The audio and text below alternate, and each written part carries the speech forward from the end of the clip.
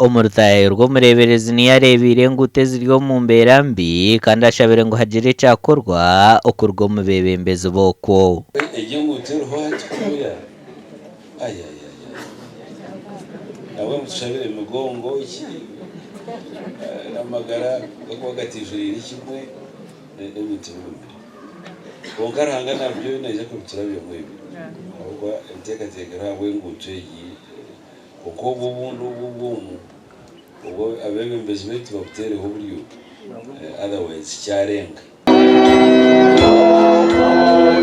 Bishop Johnson agarukire yaraba arabikiriza barikushisha obwire ngo bategerize ebyokutangaza ngo tubarahare n'aba barikuhandiika aha miizi. Ahubwo eshaaha yaheza kuhingura egyo terugaruka reba yahingura nabwo ekyo okoresa obwire bwawe kugira eki wagasaba nabwo obutwamara ebi wahurira ebi wareeba bija kukwombeka.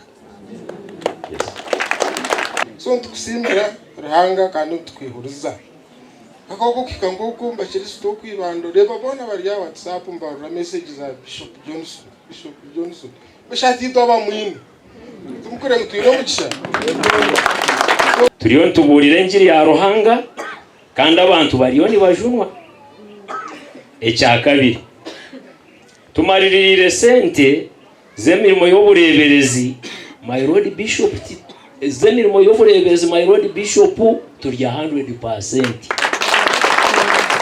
Abeebembezi b'omu buriisa bwa Nshonji bakwatanise n'ab'ekanisa ya Rwengeri Church of Uganda abakristaayo abarikuhingura 10 nibo bajunirwe kandi bakikiriza Yesu kuba omujuni w'amagara gaabo kandi abarikurenga 100 nibo batiirweho emikono.